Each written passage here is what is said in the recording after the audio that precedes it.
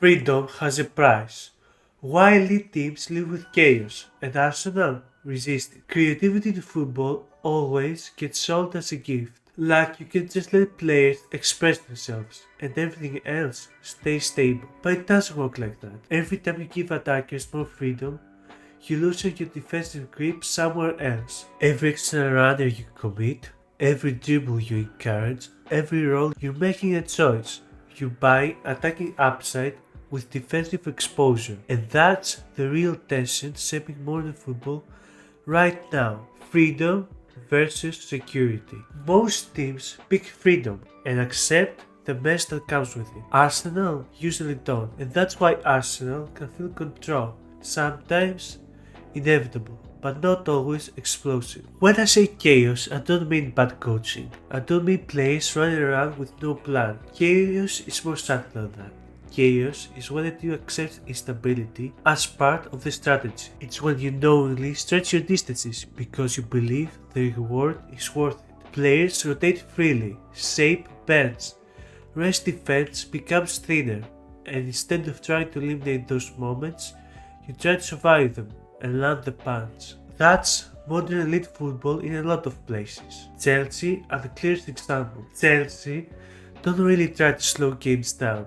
They try to turn matches into a sequence of duels, man-to-man pressure, relentless jumping, big physical moments, attack with numbers. And if one duel is lost, space opens up behind them. But that isn't an accident. That's the price they're willing to pay to play the way they want. When it clicks, they overwhelm teams. They create waves, they look unstoppable. And when it doesn't, they concede chances that make them look undercoached. But the pattern is the point. Chelsea aren't built for calm control.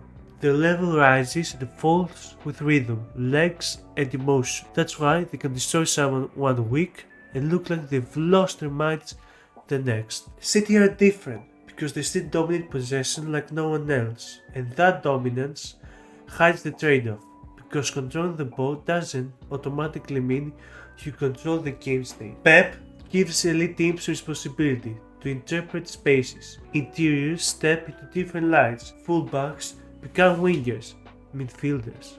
Sometimes both in the same phase. It creates incredible attacking flow, but it also makes the defensive structure more delicate. If the press is sharp, it looks brilliant, but if the first pressure is even half a second late, City can suddenly look open.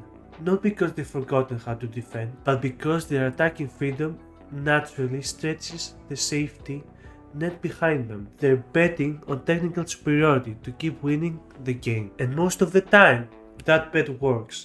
But when it doesn't, you see it immediately. Liverpool sit in the middle, and that's why they're so interesting. They're not as possession dominant as City, and their defending often depends on which version of their pressure shows up. When their press is connected and aggressive, they look powerful. They can suffocate you. But when it isn't, gaps appear. And once gaps appear, the match speeds up. That's the key. Liverpool's ceiling is massive, but their game state can change quickly depending on how sharp they are in those defensive moments. They don't lack talent. They're just more sensitive to rhythm and cohesion than a team built around restraint. Now Arsenal are the outlier because they don't start from freedom.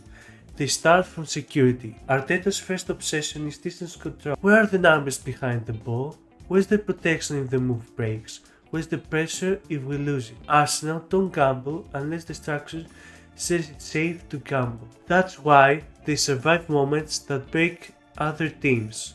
That's why they don't spiral. But here's the trade-off. When Arsenal lose creativity through injuries, role instability, or attackers not receiving in the right zones, they can look controlled, but blunt. Because their model isn't built to just trade punches. They want inevitability. So here's the uncomfortable truth. You can't have maximum freedom and maximum security at the same time. Every top team chooses what they're willing to live with. Chelsea live with volatility. City live with defensive discomfort. Liverpool live with rhythm swings. Arsenal live with patience. And none of these approaches are automatic right or wrong. Leagues often reward consistency and control. Knockout football can reward moments and chaos. The real question isn't who has no weaknesses. It's which weaknesses are you choosing on purpose and can you manage the cost when it matters? Football isn't perfection, it's trade-offs. And the best teams aren't the ones who pretend chaos doesn't exist. They're the ones who understand what they're playing for and when. Thanks for watching. If you want more analysis like this, follow me on X. The link is in the description.